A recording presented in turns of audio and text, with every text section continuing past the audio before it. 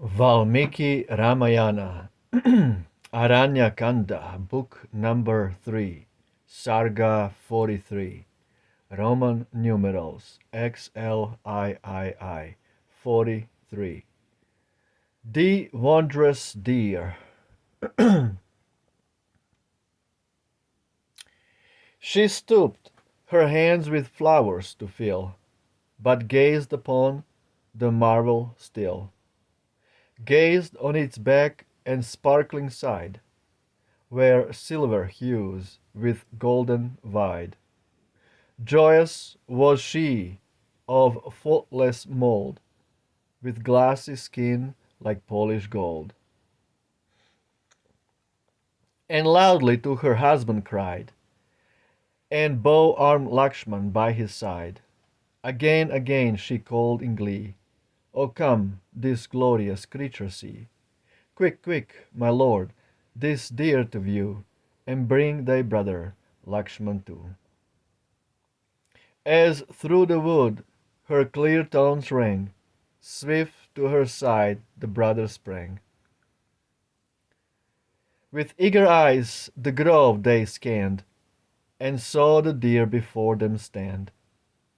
But doubt was strong in Lakshman's breast, who thus his thought and fear expressed: "Stay, for the wondrous deer we see, the fiend Maricha's self may be." Ere now have kings who sought this place to take their pastime in the chase, met from his wicked art defeat, and fallen slain by like deceit.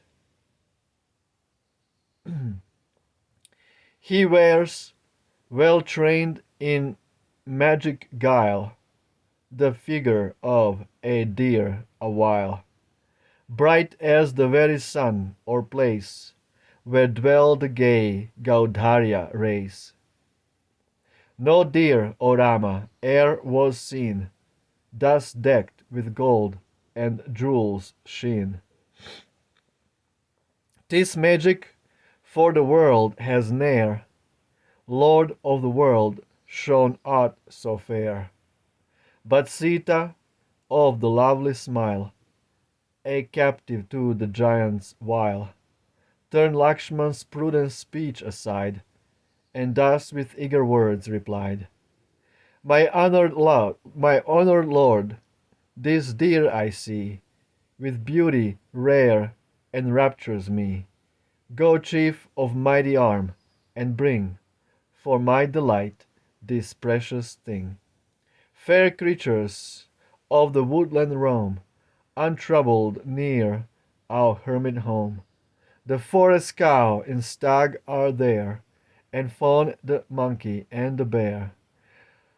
Where spotted deer delight to play, and strong and beauteous Kinara stray. But never, as they wandered by, has such a beauty charmed mine eye, as this with limbs so fair and slight, so gentle, beautiful, and bright. Oh, see how fair it is to view, with jewels of each varied hue. Bright as the rising moon it glows, lightening the wood where'er it goes. Ah me, what form the grey and grace are there! Its limbs how fine, its hues how fair! Transcending all that words express, it takes my soul with loveliness. Oh, if thou would, to please me, strive to take the beauteous thing alive, how thou wouldst gaze with wondering eyes, delighted on the lovely prize. And when our woodland life is o'er, and we enjoy our realm once more, the wondrous animal will grace the chambers of my dwelling place. And a dear treasure will it be to Bharat and the queens and me, and all with rapture and amaze upon its heavenly form will gaze. But if the beauteous deer pursued thine arts to take it still elude. Strike it, O chieftain, and the skin will be a treasure laid within. Oh, how I long my time to pass, sitting upon the tender grass, with that soft spell beneath me spread, bright with its hair of golden thread. This strong desire, this eager will, befits a gentle lady ill. But when I first beheld its look, my breast with fascination took.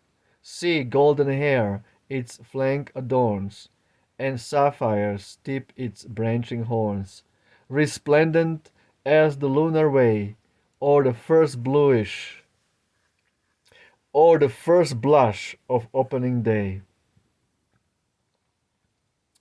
With graceful form and radiant hue, it charmed thy heart, O chieftain, too. He heard her speech with willing ear. He looked again upon the deer. Its lovely shape his breast beguiled, moved by the prayer of Janak's child, and yielding for her pleasure's sake, to Lakshman Rama turned and spake. Mark, Lakshman, mark how Sita's breast with eager longing is possessed. Today this deer of wondrous breed must for his passing beauty bleed, brighter than ere in Nandan strayed, or Chitrarata's heavenly shade. How should the groves of earth possess such all-surpassing loveliness? The hair lies smooth and bright and fine, or waves upon each curving line, and drops of living gold bedeck the beauty of his side and neck. Oh, look, his crimson tongue between his teeth like flaming fire is seen, flashing whene'er his lips he parts, as from a cloud the lightning darts.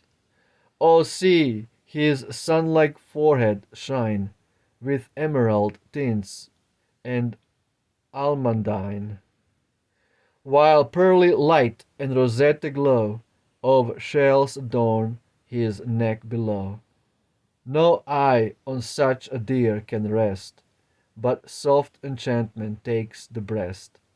No man so fair a thing behold, ablaze with light of radiant gold, celestial bright with jewels' sheen, nor marvel when his eyes have seen a king equipped with bow and shaft, delights in gentle forest craft.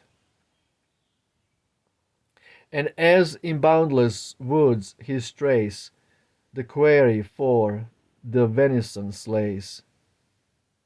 There are there as he wanders with his train, a store of wealth he often may gain.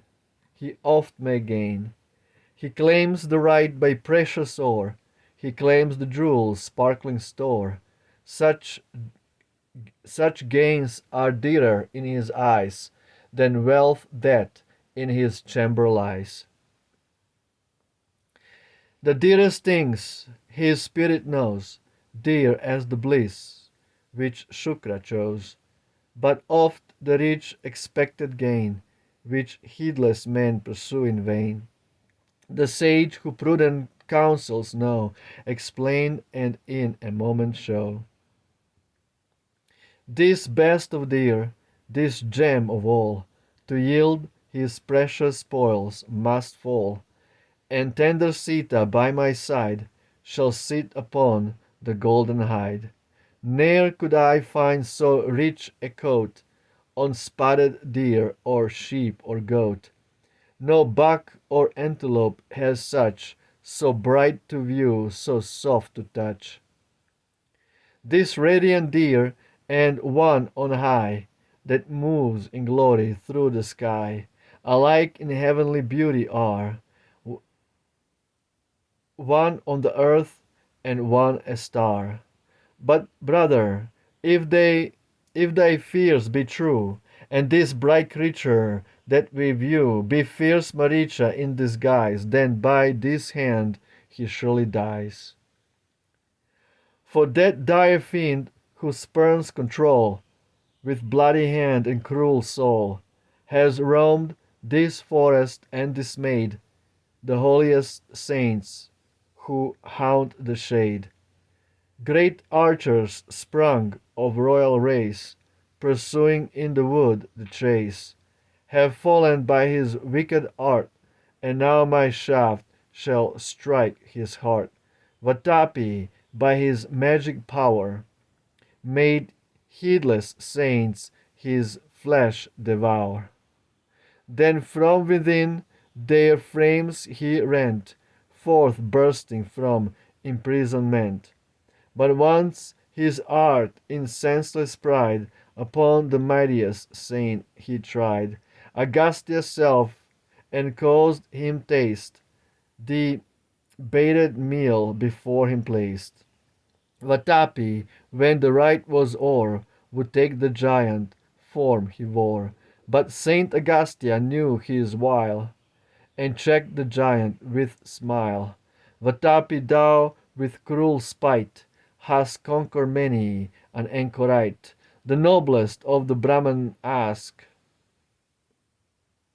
and now thy ruin comes at last. Now if my power he thus defies, this giant like Vatapi dies, daring to scorn a man like me, a self-subduing devotee. Ye, as Agastya slew the foe, my hand shall lay Maricha low. Clad in thine arms, thy bow and hand, to guard the mighty lady stand. With watchful eye and thoughtful breast keep each word of my behest. I go, and hunting through the brake, this wondrous deer will bring or take. Yea, surely I will bring the spoil, returning from my hunter's toil. See, Lakshman, how my consort's eyes are longing for the lovely prize. This day it falls that I may win the treasure of so fair a skin. Do thou and Sita watch with care, lest danger seize you unaware. Swift from my bow one shaft will fly, and stricken deer will fall and die. Then quickly will I stop the game, and bring the trophy to my dame. Jatavasu, guardian good and wise, our old and faithful friend. Jatayu, guardian good and wise, our old and faithful friend, the best and strongest bird that flies, his willing aid will lend. The mighty lady well protect, for every chance provide, and in thy tender care suspect a foe on every side. Absolutely beautiful. Footnotes 279.1. A race of beings of human shape but with the heads of horses, like centaurs reversed. Kineras. Wow. Absolutely beautiful. Beautiful description. Janaki Sita Devi, she's completely overwhelmed, completely charmed by the special creature. Rama is all about fulfilling every desire she has, because she's already suffering by being with him in the forest doing a austere life. So Rama is eager to please her in every possible way, because she's already doing so much for him, as well as Lakshman. They do immediately doubt that this deer is organic, natural, and they think it might be the Rakshasa Maricha, which is true.